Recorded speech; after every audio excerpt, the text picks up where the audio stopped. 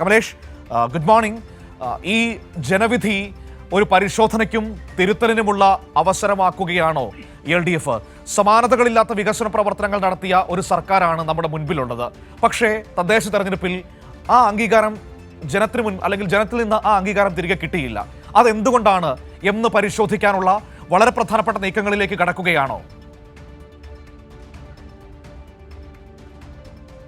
മനു, തീർച്ചയായും സ്വാഭാവികമായും അല്ലെങ്കിൽ LDF മുന്നണി സ്വാഭാവികമായും അത്തരമൊരു നടപടിയിലേക്ക് തന്നെയാണ് ഇനി കടക്കാൻ ഒരുങ്ങുന്നത്. പ്രതീക്ഷിച്ച വിജയമുണ്ടായില്ല എന്നുള്ളതാണ് പൊതുവെ പാർട്ടി CPIM-ന്റെയും അതുപോലെ തന്നെ LDF-ന്റെയും ഒരു വിലയിരുത്തലായി ഇപ്പോൾ പുറത്തേക്ക് വരുന്നത്.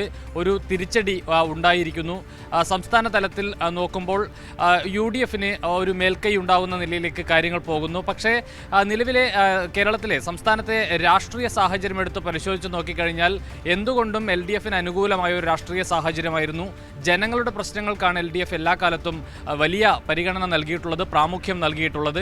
പക്ഷേ ആ തരത്തിലുള്ളൊരു ജനവിധി ഉണ്ടായില്ല എന്നുള്ളത് തന്നെയാണ് വിലയിരുത്തൽ. ജനങ്ങളുടെ ക്ഷേമ പ്രവർത്തനങ്ങൾ, മറ്റ് നിരവധിയായ വിഷയങ്ങളിൽ സംസ്ഥാന സർക്കാർ ഇടപെട്ട രീതി, കഴിഞ്ഞ 9.5 വർഷക്കാലമായി സംസ്ഥാന സർക്കാർ സംസ്ഥാനത്ത് നടപ്പാക്കിയിട്ടുള്ള ക്ഷേമ പ്രവർത്തനങ്ങൾ, വികസന പ്രവർത്തനങ്ങൾ എല്ലാം തന്നെ വെച്ച് നോക്കുമ്പോൾ വലിയ നിലയിലുള്ള ഒരു അംഗീകാരം LDF ലഭിക്കേണ്ടതായിരുന്നു. പക്ഷേ ആ നിലയിലേക്ക് കാര്യങ്ങൾ പോയില്ല. അത് എന്തുകൊണ്ട് എന്നുള്ളത് വളരെ ഗൗരവത്തോടെ പരിശോധിക്കുമെന്നുള്ളതാണ് പാർട്ടി വ്യക്തമാക്കിയിട്ടുള്ളത്. അതുപോലെ തന്നെ LDF വ്യക്തമാക്കുന്നത് എന്നതാണ് നിലവിലെ സാഹചര്യം.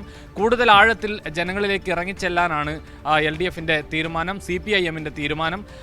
ജനങ്ങളിൽ നിന്ന് ഈ കാര്യങ്ങളെല്ലാം മനസ്സിലാക്കും. എന്തുകൊണ്ടാണ് ഇത്തരമൊരു തിരിച്ചടി ആ പാർട്ടിക്ക് അല്ലെങ്കിൽ LDF-ന് ഉണ്ടായിട്ടുള്ളത് എന്നത് വളരെ ഗൗരവത്തോടെ തന്നെ, അതായത് നിസ്സാരമായ ഒരു പരാജയമായി ഇതിനെ കാണുന്നില്ല എന്നാണ് കഴിഞ്ഞ ദിവസം LDF കൺവീനർ TP രാമകൃഷ്ണൻ ഉൾപ്പെടെ സൂചിപ്പിച്ചത്. അതുകൊണ്ട് തന്നെ ജനങ്ങൾക്കിടയിലേക്ക് ചെന്ന് അവരോട് സംസാരിച്ച് എന്താണ് ഇതിൻ്റെ കാരണങ്ങൾ എന്ന് വളരെ ഗൗരവത്തോടെ തന്നെ പഠിക്കാനാണ് പാർട്ടിയും LDF-ഉം തീരുമാനിച്ചിട്ടുള്ളത് എന്നുള്ളതാണ്.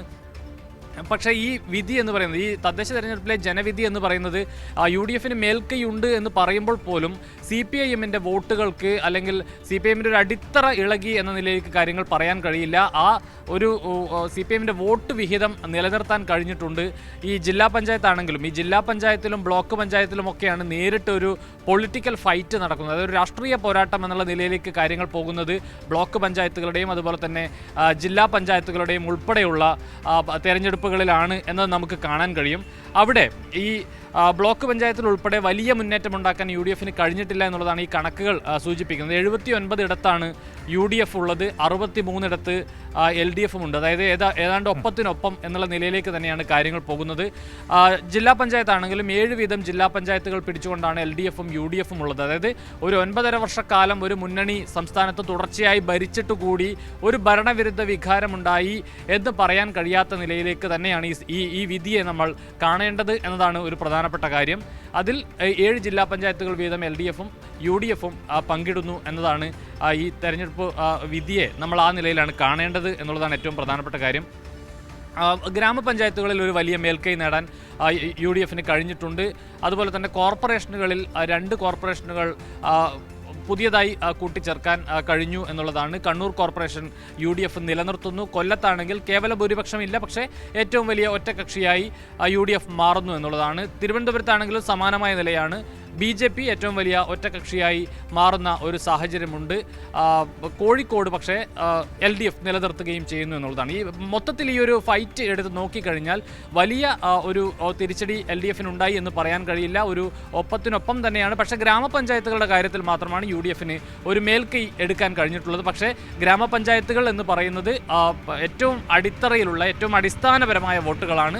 ആ വോട്ടുകൾ എങ്ങനെ നഷ്ടപ്പെട്ടു എന്നുള്ളത് വളരെ ഗൗരവത്തോടെ തന്നെ പരിശോധിക്കുമെന്ന് തന്നെ കഴിഞ്ഞ ദിവസം മുഖ്യമന്ത്രിയാണെങ്കിലും അതുപോലെ തന്നെ CPIM-ന്റെ സംസ്ഥാന സെക്രട്ടറി MV ഗോവിന്ദൻ മാസ്റ്റർ, അതുപോലെ തന്നെ LDF കൺവീനർ TP രാമകൃഷ്ണൻ ഉൾപ്പെടെയുള്ള ആളുകൾ, MA ബേബി ഉൾപ്പെടെ ജനറൽ സെക്രട്ടറി MA ബേബി ഉൾപ്പെടെയുള്ള ആളുകൾ വളരെ വ്യക്തമായി പറഞ്ഞിട്ടുള്ളത് ഈ വിധി, ഈ ജനവിധി ഇങ്ങനെ വന്നു എന്നുള്ളത് വളരെ വിശദമായി തന്നെ പഠിക്കും, ജനങ്ങളിലേക്ക് ഇറങ്ങി ആവശ്യമായ തിരുത്തലുകൾ വരുത്തി മുന്നോട്ട് പോകും എന്നുള്ളത് തന്നെയാണ് പാർട്ടിയുടെയും മുന്നണിയുടെയും നിലപാട്. മനു, അതായത് ഇനിയിപ്പോൾ ആദ്യം അടുത്ത ദിവസങ്ങളിൽ തന്നെ ചേരാൻ പോകുന്ന നേതൃയോഗങ്ങളിൽ പ്രധാന വിഷയമായി തദ്ദേശ ജനവിധി വരികയും അതിൻ്റെ തുടർ നടപടികളിലേക്ക് കടക്കുകയും ചെയ്യുമെന്നാണോ നേതൃത്വം പറയുന്നത്?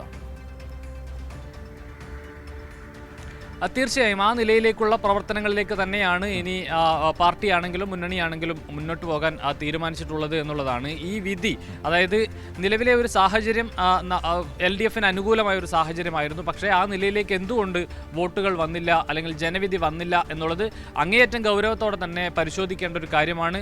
അത് ചിലയിടങ്ങളിൽ നിന്നൊക്കെ അത്തരം വികാരങ്ങൾ, അതായത് എന്തുകൊണ്ട്, അതായത് ചില നേതാക്കളുടെ പ്രവർത്തനങ്ങൾക്ക് പ്രശ്നമുണ്ടായിട്ടുണ്ടോ എന്നതുൾപ്പെടെയുള്ള കാര്യങ്ങൾ ഒരു വിമർശനമായി നേരത്തെ ഉയരുന്ന സാഹചര്യമുണ്ട്. എന്തായാലും അത്തരം കാര്യങ്ങൾ പൊതുമധ്യത്തിൽ പറയുക എന്നതിനപ്പുറത്തേക്ക് കൃത്യമായ പാർട്ടി യോഗങ്ങൾ വിളിച്ചു ചേർത്ത്, മുന്നണി യോഗങ്ങൾ വിളിച്ചു ചേർത്ത് താഴെത്തട്ടിൽ ഉൾപ്പെടെ ഇക്കാര്യങ്ങൾ, ഈ തോൽവി സംബന്ധിച്ച് അത് സ്വാഭാവികമാണ് കമലേഷ്. പരാജയം വരുമ്പോൾ വിമർശനങ്ങൾ വരിക, അതല്ലെങ്കിൽ ആ രീതിയിലുള്ള അഭിപ്രായ പ്രകടനങ്ങൾ വരിക, അത് സ്വാഭാവികമാണ്. പക്ഷേ ആ പരാജയത്തെ അഡ്രസ്സ് ചെയ്തുകൊണ്ട് ആ പരാജയത്തിൻ്റെ കാര്യങ്ങൾ പഠിക്കുക എന്നത്, അല്ലെങ്കിൽ കാര്യങ്ങൾ മനസ്സിലാക്കി തിരുത്തുക എന്നതാണ് ഉത്തരവാദിത്വമുള്ള ഒരു മുന്നണി സംവിധാനത്തിൻ്റെ, രാഷ്ട്രീയ സംവിധാനത്തിൻ്റെ ഏറ്റവും പ്രധാനപ്പെട്ട കടമയെന്ന് പറയുന്നത്. അപ്പോൾ അത് വളരെ വേഗത്തിൽ അത്തരത്തിലുള്ള നീക്കങ്ങളിലേക്ക് കടക്കാൻ പോകുന്നു എന്നത് ഒരു പ്രധാനപ്പെട്ട വിഷയം തന്നെയാണ് ഈ ഘട്ടത്തിൽ. മനു, തീർച്ചയായും സാധാരണഗതിയിൽ ഒരു തെരഞ്ഞെടുപ്പ് കഴിയുമ്പോൾ നമുക്ക് ശീലമുള്ളത്, അല്ലെങ്കിൽ നമ്മൾ കണ്ട് ശീലിച്ചിട്ടുള്ളത്, ഏതെങ്കിലും തരത്തിൽ ജയിച്ച മുന്നണിയെ കുറ്റം പറയുന്ന ഒരു നിലയാണ്. അതായത് നിലവിലെ സാഹചര്യം പരിശോധിച്ച് നോക്കിയാൽ യാഥാർത്ഥ്യം എന്താണെന്ന് വെച്ചാൽ പലയിടങ്ങളിലും ജമാഅത്തെ ഇസ്ലാമി ഉൾപ്പെടെയുള്ള വർഗീയ സംഘടനകളുമായി കൂട്ടുചേർന്ന് തന്നെയാണ് UDF മത്സരിച്ചിട്ടുള്ളത്. ആ നിലയിൽ വലിയ ഒരു ജയമുണ്ടാക്കാൻ കഴിഞ്ഞിട്ടുണ്ട്. പലയിടത്തും BJPയുമായി നീക്കുപോക്കുകൾ ഉണ്ടായിട്ടുണ്ട്. അത് ഈ തിരുവനന്തപുരം കോർപ്പറേഷൻ ഉൾപ്പെടെ നമുക്ക് നോക്കിയാൽ മനസ്സിലാവും. ഏതാണ്ട് ഒരു പകുതിയോളം BJPക്ക് ലഭിച്ചതിൻ്റെ പകുതിയോളം സീറ്റുകളിൽ വലിയ ഒരു ശതമാനം വോട്ടുകൾ BJPക്ക് കുറഞ്ഞിട്ടുണ്ട് എന്നുള്ളതാണ്. നേരത്തെ ഉള്ളതിൽ നിന്നും വലിയ കുറവ് വോട്ട് ശതമാനത്തിൽ വന്നിട്ടുണ്ട് എന്നുള്ളതാണ്. UDF ഒരുപാട് പിന്നിലേക്ക് പോകുന്ന സാഹചര്യമുണ്ടായി. പലയിടങ്ങളിലും UDF 3ാം സ്ഥാനത്തേക്ക് പോകുന്ന സാഹചര്യമുണ്ട്. ഇവയെല്ലാം BJPയുമായി ഒരു നീക്കുപോക്ക് ഉണ്ടാക്കിയിട്ടുണ്ട് പലയിടങ്ങളിലും. തിരുവനന്തപുരം കോർപ്പറേഷൻ BJPക്ക്, അല്ലെങ്കിൽ അവിടെ വലിയ ഒറ്റകക്ഷിയായി BJP വരാനുള്ള സാഹചര്യം പോലും ഇത്തരം നീക്കുപോക്കുകളുടെ ഭാഗമാണ് എന്നുള്ളത് ഒരു യാഥാർത്ഥ്യമാണ്. പക്ഷേ അത്തരം കുറ്റപ്പെടുത്തലുകളോ ഈ ജമാഅത്തെ ഇസ്ലാമിയുമായി ബന്ധപ്പെട്ട ഈ ബാന്ധവത്തിന്റെ ഭാഗമായുള്ള വിജയമാണ് എന്ന നിലയിലുള്ള കുറ്റപ്പെടുത്തലിലേക്കോ ഒന്നും പാർട്ടിയോ മുന്നണിയോ പോകുന്നില്ല എന്നുള്ളതാണ് നിലവിലെ സാഹചര്യം. മനു സൂചിപ്പിച്ചതുപോലെ തന്നെ അങ്ങേയറ്റം ഉത്തരവാദിത്വ ബോധത്തോടുകൂടി ആ തെരഞ്ഞെടുപ്പ് വിധിയെ മാനിച്ചുകൊണ്ട് അതിലെന്താണ് പാർട്ടിക്ക് പിശക് പറ്റിയിട്ടുള്ളത്, എന്താണ് മുന്നണിക്ക് സംഭവിച്ചിട്ടുള്ളത് എന്നത് വളരെ ഗൗരവ സ്വഭാവത്തോടു കൂടി അത് പരിശോധിക്കപ്പെടുമെന്നുള്ളതാണ്. ജനങ്ങളിലേക്ക് ഇറങ്ങിച്ചെന്ന് നിലവിലെ ഒരു സാഹചര്യം നമുക്ക് മനസ്സിലാക്കാം. ജനങ്ങളോടൊപ്പം ചേർന്ന് തന്നെയാണ് LDF സർക്കാർ മുന്നോട്ട് പോകുന്നത്. ജനങ്ങൾക്ക് വേണ്ടിയാണ് ഇത്രയും ഈ വിഷയങ്ങളിലെല്ലാം തന്നെ സർക്കാർ ഇടപെടുന്നത്, പാർട്ടി ഇടപെടുന്നത്, മുന്നണി ഇടപെടുന്നത്. ആ നിലയിൽ തന്നെ മുന്നോട്ട് പോകും. കൂടുതൽ ആഴത്തിൽ ജനങ്ങളിലേക്ക് ഇറങ്ങിച്ചെല്ലും, അവരുടെ പ്രയാസങ്ങൾ മനസ്സിലാക്കും, അവരുടെ കാര്യങ്ങൾ കേൾക്കും. എന്തുകൊണ്ട് ഇങ്ങനെയൊരു വിധി ഉണ്ടായി എന്നത് ജനങ്ങളിൽ നിന്ന് തന്നെ നേരിട്ടിറങ്ങി മനസ്സിലാക്കാൻ തന്നെയാണ് പാർട്ടിയുടെ, അല്ലെങ്കിൽ മുന്നണിയുടെ തീരുമാനം. ആ നിലയിലേക്കുള്ള യോഗങ്ങൾ ഒക്കെ തന്നെയായിരിക്കും അടുത്ത ദിവസങ്ങളിലായി വരിക. കൂടുതൽ ആഴത്തിൽ ഈ വിഷയം പഠിക്കാനും അതിൽ നിന്ന് തിരുത്താനും തന്നെയാണ് പാർട്ടിയുടെയും മുന്നണിയുടെയും തീരുമാനം.